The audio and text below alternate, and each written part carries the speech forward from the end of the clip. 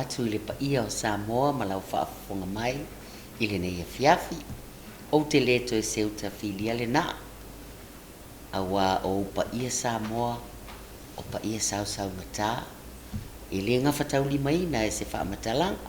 ai nu atu ina ai tātou mafuta i le nei fiafi le swafa o le atua ta ma le alo ma le anga paia e mawhanawhana i le tātou sootanga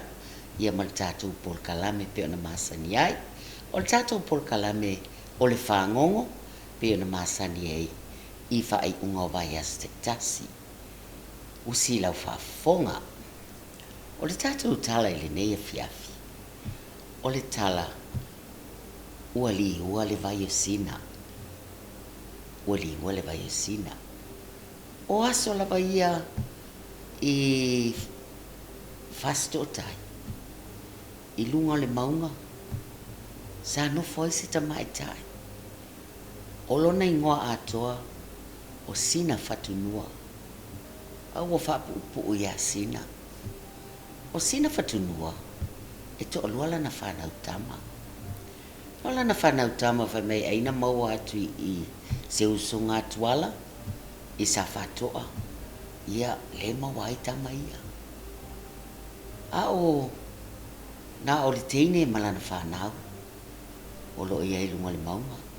e mai le maunga e tafe mai e le vai tafe e tafe anga i lalo i fasto tai o aso u mala e tutuli ai e sina fatunua lana whanau i o mataulua vai e asu mai ni sami ina ia whamanongia e la tu ta mafa ia o le si aso o foi tama i lalo male mataulua vai e asu mai sami tuli e le lo matua ia o tau nu i lalo tama e o so tuale le vai tafe o lo i lalo le e o i lalo le sami ia o loa asu ane la vai ala talua vai asu ane la sami ia no ane lo lea o mana ia le sami il ta ele ene lo lea fata atitia la fatutu la taulua vai le one al mtapanga ai o ta ele ita o yeini stangata masalo ele masani ina i fasto tai o ui ane lo la to ba ona o i fole i matafanga malo lo te isi matau i fai tama lo ta ele ia ona faile ia ali o ai o lua ia o fai atu ia i tamaiti mai o tawai sina le ngole stam au malu sina le ngole stam ia o tali meta maiti e fai mai o pisa tele lua tailing ia o le ngata laile na o sa ati uma sami na i tamaiti o faleanga ia te ulua vai ia no e lo le au to e foi tamaiti lunga ma le fa noa ma le fetangisi o le lo po fe ni tau lo vai to vai na abel sami wa faleanga i tangata ia no o tule lunga fa lunga mai asina fatunua o pisa atula na whana o pi vitangisi. Ia ona fesira tulo leo sina. O mai, lan mea watupu, wa mai ni sami. Ia, ai fai mai e ngalu sina. Tina,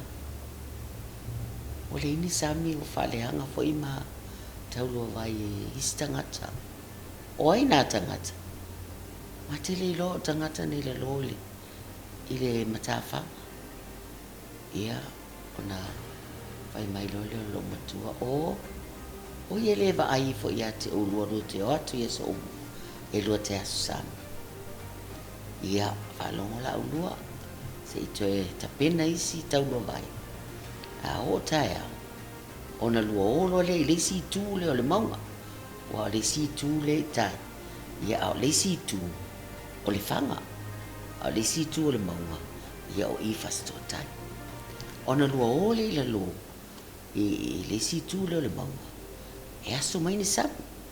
o i la lo i na ia i farsela i le ile nu le na atonu e te walo tawa ne ai ile ai ngolo lo tama ia ile pisa tama ona olo le aso na ta futuli lo tama mala ta ua vai fo o ila le ile tu fa pe le maunga I fatsela e o tu la tama o la fai o to ina ia ofisili mai nei e to ina o ai o lua ia fa tu na tama ma o fa na asina fa tu no oi talo fai o le me o lua o mai e ine e fa na ma mai e aso tu ni sami e fai ele me ai al matina ia no fai mai lo le o to ina ia a fai mai o soa le sto ina o le mantua le sto ina me lo le sto ina ia o mai aso atu lua sami ia wa aso sami wa po e ia tamaiti wa mawana ia la tamai ia a wale lo pe fa fiona ave ia no fai a vi fo le tata o le fa o sto ina o soa ia o tu ia tonu tamai ia ina ia fa sa o ina e o matam o le ngata le na ia a vane fo ia ni e na ia e lima feololo o le lato faiva o ave fai mai ia ave mai ia fai isi tama aftanga a lolo atina ia malua papi o lo e ave ia o fia ta maiti te ianga lelei nei tangata te itali lelei ala ua ia ona alu lo le ole tuli ole alu lo le va ata maiti ina pita ua sipa le safa ia li siri nana ia kita ia ma ua masa mai ai I tamai ai na ia ma pa ua tu ai maltata e o maltai ne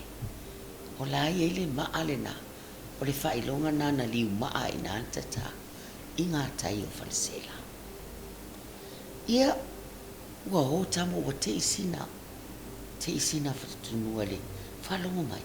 wa pisa to ala na fana o ka o le fia ia tala no fia pipese ama watu ma fe e ia tu I lunga le mau ma la taulo vai ia mai lo sina o I talo fai se o fana ia o mai ma na ia o vai atu I lo folinga va mai nai ta mai o ka tina e sere anga le nai ta malo loa ya lo fa ia le ngata so swani e asumai masa awa mai foi mata mai fai mai e fai e sa me tau sam ia o fia lo matua ia o silo sta mai ta e no fo ana o yem si ana pa na lungol maunga ia ona fai lo le lato me ai fia o lo le tai au mai lo si ia mai se pana o maua lo manatu o le vai le sa ta fe tai fasto time fe mai tato oi ele le me puni ai to tafe o le vai tai a o le afa tafe I le si tu le mau ia fe inu ai farsela o tangata le ia ngalu ue lo le sina malana fanau wa eli le me o tanu ato le me de o puni ato le mutu le vai e alu le vai tai a o li liu nei le vai o su sa ili se me e tafe ai ia ona li liu lo le vai I le si tu o tafe ai lo de lo ma ia sina ia vai se tafe tuli la lo po I lo e tanga ta falsela le me le o tu ia walu tu le tamaiti a o le vai se o te I tanga ta falsela po la nei mea o pese ngalu lolo pese mafui ele pa o le watu le vai I lalo ia taunua tamaiti au fase la o langa o mai tangata pe o le ale nei mea ia ai o tula tamaiti lalo pe me lo tamaiti ia o le vaile na o le liu mai nei ia o to e au ngā mo o to tangata matutua e o ia to whanau o le vai foi e le to e le liua o le liunga le muli muli ia ina ia tau whao ngā le vai le ngata whinu ai, tai ele ai, ia ma whasusua iau tau whatoanga, ma so se mea tau te mana na wai. Ia to ona o lo o tau wanga le lei, ilo mātou i le mātina. Ia wa fia tangata pale sela. O ka le mana ia le mālu o le vai, e o mela le taimil nei,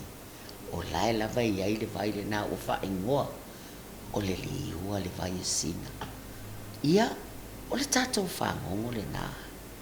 A o le tala fia, ia, o le vai, o le whamanianga. O le vai,